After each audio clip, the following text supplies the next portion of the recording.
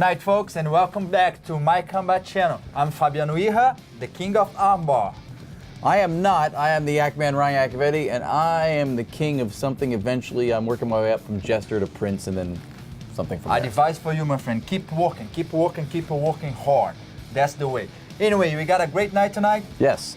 We're going to talk about current champions. We're going to talk about possible future champions and stars.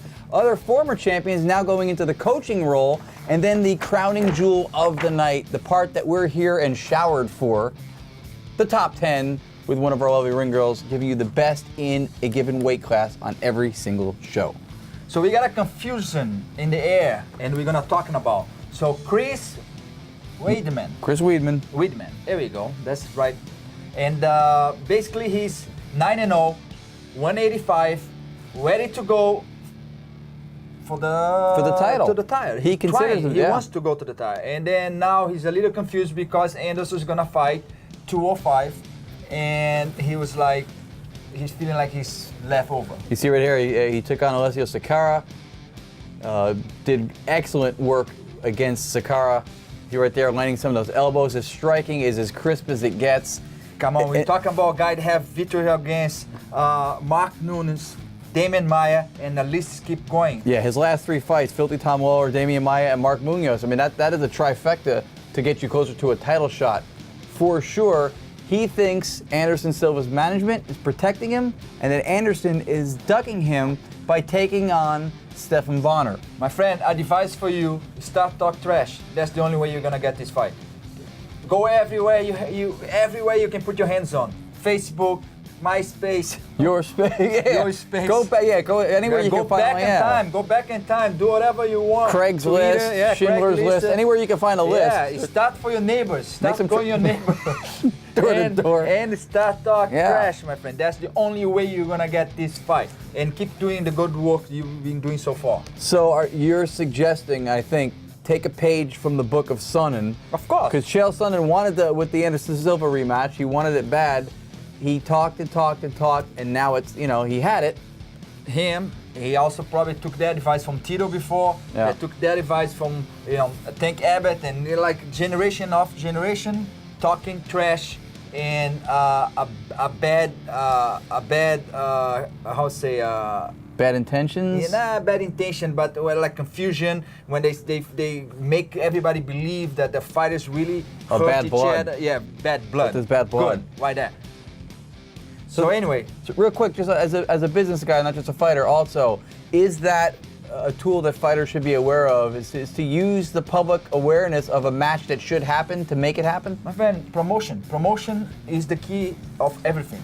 Everything in life is promotion. So your company is yourself. Promote yourself, my friend. Let's keep moving. Speaking of promotions, Invicta FC 3. Sarah Kaufman now having to withdraw from the card again. What's been happening to a lot of our fighters? She's injured. Off the card. Getting hurt. Will not be fighting on that card. It is a loss to any card that would have her on it. She's a very talented fighter. She's unbelievable. I like her a lot. She's very, very aggressive. I think she has one of the most bloody female fights ever. You see right there against Queen of Spades, Shayna Baszler. They're going to show that a little bit, I think, a piece of that. That's against Misha Tate. Oh, no, they didn't show that? No, probably not. But you saw the fight with Shayna Baszler, trained under Josh Barnett. She's a great fighter, great ground game, everything. For her to have done and execute the way she did against Shayna Baszler, to me, said a lot about how talented she is as a fighter. That card headlined still by one Jessica Penne, who's local to Southern California as well. And she is also a star on the rise in women's mixed martial arts. That's the clip yes, that's the one. Yeah, very bloody for a woman. That's not very athletic.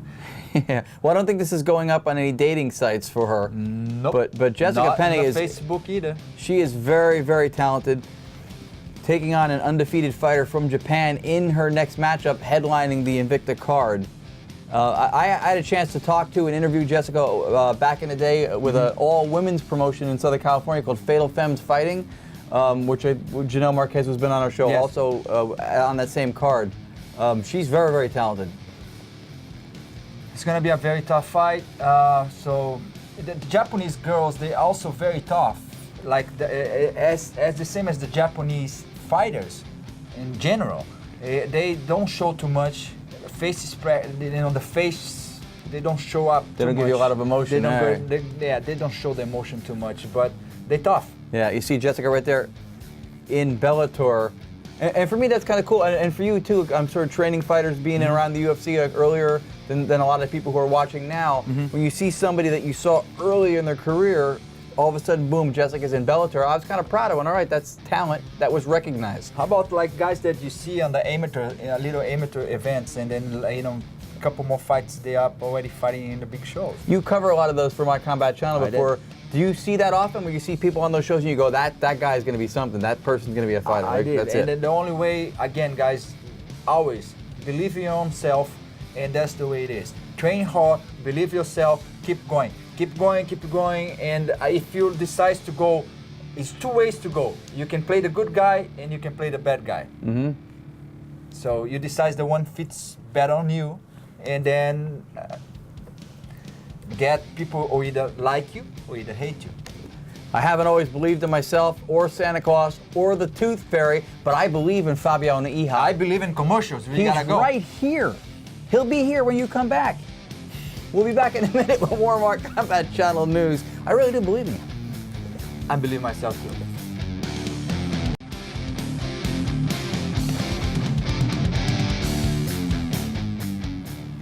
Welcome back, folks, to My Combat Channel news. You know, Fabiano, sometimes in any professional sport, we've talked about this before, even off camera, some people are great coaches, some people are great athletes, but they can't be both at any stage of their career.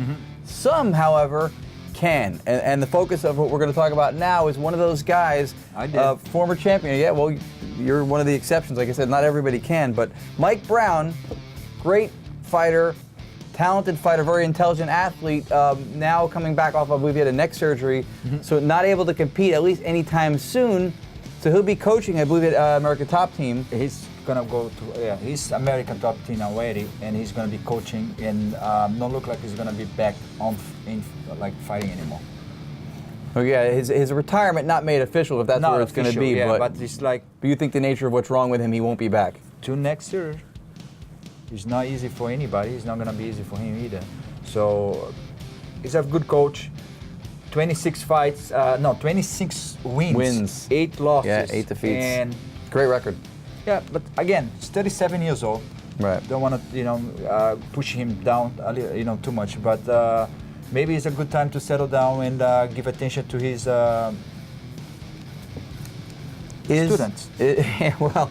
And anybody'd be lucky to study under him. There's a lot he could teach for sure, and he has a lot of really good experience inside the octagon. Is the nature of his injury and the 2 neck surgeries even more drastic? Because the older you get as an athlete, the slower you heal. Yes. And the more long-term damage. I say that before. I'm gonna say that again. Back in the days, I used to hurt myself, go to sleep, wake up, ready to go again. And these days, I go to sleep 100% and I wake up something hurting. Yeah. So we change, my friend. Change, and it's time to let go. And it's a lot of damage. If you train, it's a lot of damage in your body. And if you don't train, you should try out so you know exactly what I'm talking about. We got more coaches. We got a lot of different. We're gonna bring it up. 3 more coaches that they are very. 3 high-profile coaches. 3 high-profile, yes. Who really are making an impact on the sport through their influence and what they instill in their talent. Mike Brown probably will be another one of those people if he continues to coach. It's a great opportunity for people to study under him. Yes, it is. It is. And the next one we're going to talk about. We're going to start with, we picked 3. There are more than this many coaches. A lot of fighters. Josh Barnett coaches people. Very talented guy as well. But 3 of the main coaches, for one, they call him the Yoda of MMA. He's on Dana White's you-know-what list at the moment, but you cannot deny how good of a coach he is. We're talking about Greg Jackson. Yeah, I like him a lot. I like him. Greg, I think he brought his name up, maybe be a mistake, but with George St. Pierre. Right. And the list keep going. You got John Jones also on his list. Right. And you got Carlos Condit, Hollis Gracie. Yep. And Kay Jardine, and at least keep going. But the most interest that I thought is that some of these guys train with the two different coaches on the same time. Yeah. You know, like I'm talking about the men guys, the men fighters, and why do fighters? Let's say fans watching don't know why do fighters do that. If you have access to train under a Greg Jackson, where some fighters would kill to have that experience, why divide that time and have yet another coach, high profile or otherwise? Maybe because you're feeling like you don't get that as many attention that I used to get. Okay, because as you can tell, his gym is very crowded. Is very crowded with good fighters. Yeah. So sometimes you need to step out and trying to find a better attention and help for somebody else that doesn't have that many fighters under his umbrella. Another gym crowded with fighters, one might say, is King's MMA here in Southern California. Yes. Coach Rafael Cordero, renowned and respected greatly in mixed martial arts for his striking and his coaching of that, and some of the people who are under him, Babalu Sobral, Fabricio Verdum, just to name a few. You see him right there. Anderson Silva, Mauricio Shogun, like you say. There's Babalu right there. Vanderlei Silva, and I think the only most recognized American guy there is Jason Mayhem. Mayhem Miller, yeah, He's also there, frequents. yeah. Yep. Because most of his guys is Brazilian guys. He the one hold the most of the Brazilian fighters.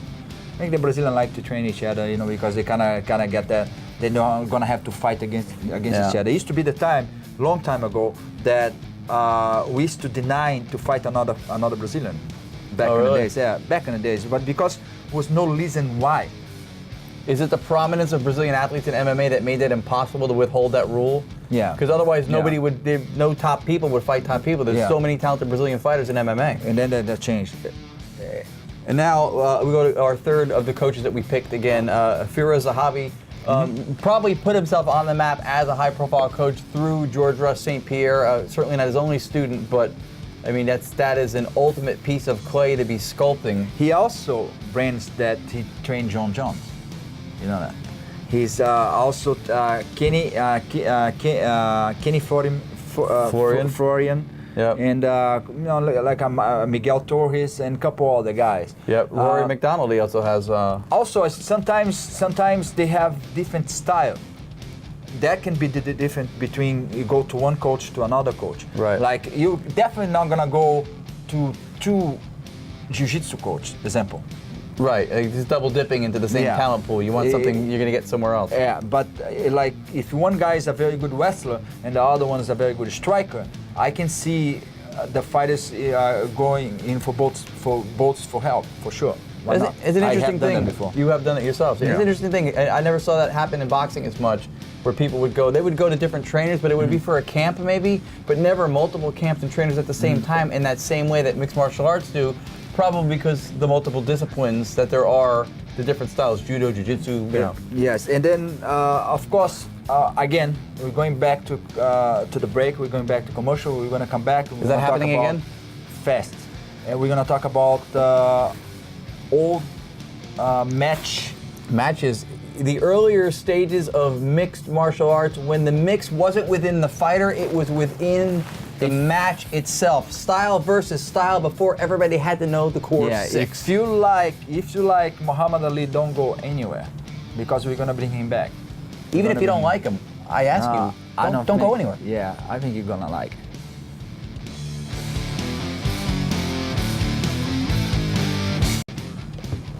Welcome back, folks, to My Combat Channel News. Going to do a little throwback moment now. Some of the hints of the earlier stages of where mixed martial arts came from. Really, one of the first major encounters between a boxer and a wrestler, two styles matching up, in modern times took place in 1887 when John L. Sullivan, one of these guys, then heavyweight world champion in boxing, entered the ring with his trainer, Greco-Roman wrestling champion William Muldoon, and was slammed to the mat in just 2 minutes. The next publicized encounter occurred late in the 1890s when future heavyweight boxing champion Bob Fitzsimmons took on European Greco-Roman wrestling champion Ernest Robert. Another one, which was really classic and stood out at that time, was in 1936. had heavyweight boxing contender Kingfish Levinsky and a veteran professional wrestler Ray Steele compete in a mixed match where Steele won, and get this, 35 seconds. Now, one of the classics, and Fabiano, you mentioned this before we went to break, Muhammad Ali also engaging in what was an earlier MMA preview, taking on Antonio Inoki, the wrestler, in Japan in 1976. Both fighters refused to engage the other's style, and after a 15 rounds stalemate, it was declared unequivocally a draw. This is a lot of That was legend. some of where the sport came in flashes and bunches before it evolved into what we have now. That's pretty cool to see. You know what? Pretty cool to see. If I see these numbers, and okay, so if we put that like almost 100, not 100 years from now, but say 2000, 2097, they can show pictures of me, and that you see how that picture is black and white and look funny. It's gonna look funny in 2097 as well. Yeah. And we're like, oh, this guy used to throw armbar, be a back and forth. It's like unbelievable how the time passed, and we just become part of the story. Do you think anybody back then had any idea that the sport we now have as MMA would be what it is? Well, I tell you one guy that used to have a very, very good vision, Bruce Lee. Okay, and if you're at home, folks, and you do your research a little bit, you're gonna notice that back in the days, he was doing grappling already. Yeah. Okay, and anyway, well, another match that everybody was talking about for a little while never happened was Mike Tyson. Everybody was trying to make Mike Tyson against Rickson Gracie. If that particular fight ever happened to be the history fight. Yeah. History fight. But unfortunately, Mike Tyson was smart enough to escape from that. Question is, would he have bitten cauliflower ear? Oh yeah. Oh yeah. Anyway, better than look for old pictures. Yeah. We go straight forward to the middleweight division. Let's bring it up. This is our top 10. Top 10. Hi, I'm Erin Gales, and this is the top 10 middleweight division. Number 10, Alan Belcher.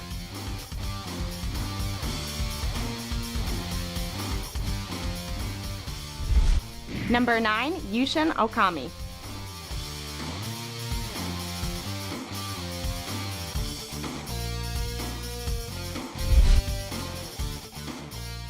Number 8, Luke Rockhold.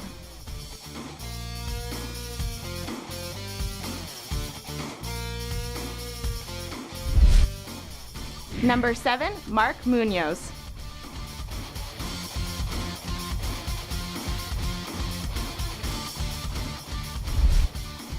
Number 6, Tim Boach.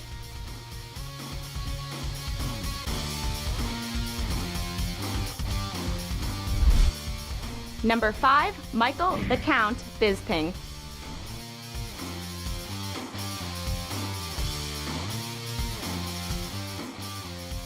Number 4, Vitor Belfort.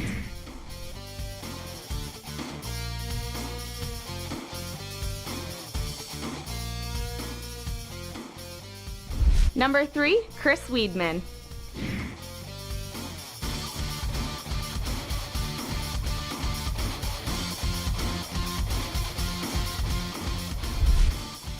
Number 2, Chael Sonnen.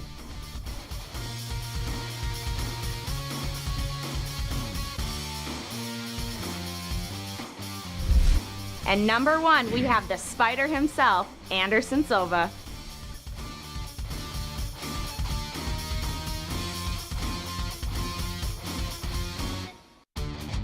I'm Erin Gales, and that was the top 10 middleweight division. There you go. I want to bring up something back, like I didn't have a chance to talk because the commercial the last segment. So the time that I was training for my fights, and I was coaching Tito, Rampage, a couple other guys. So that time, just at that particular time, I was a couple, like a lot of than one fights that I could not go with Quinn Jackson to Japan, example, and a couple other places, and coach him and help him because I also have a fight schedule at the same time. So that was kind of like sometimes he kind of like, I feel like he got a little bit upset with me, but it was not choice in my hand. It was like, or either I have to go with Tito, or either I have to fight myself was scheduled to fight, and it was all on the same time. So if you ask me, when you training and you're a fighter and you coach at the same time, that definitely hurt. Yeah, so to refer back to earlier, so Mike Brown doing the right thing to not be coaching full on while he's still engaging in a fighting career. Unfortunately, the injuries is what kind of routed him into having to coach more. But again, a lot of lucky people who get to train in his camp and train under a guy like that. Yes. Anyway, folks, thanks for having us. Have a good night. See you guys tomorrow. We will be back tomorrow night and the night after that, and we'll keep coming back until you ask us not to, and then we might beg anyway. We're going to be here on the weekends as well. We have a lot of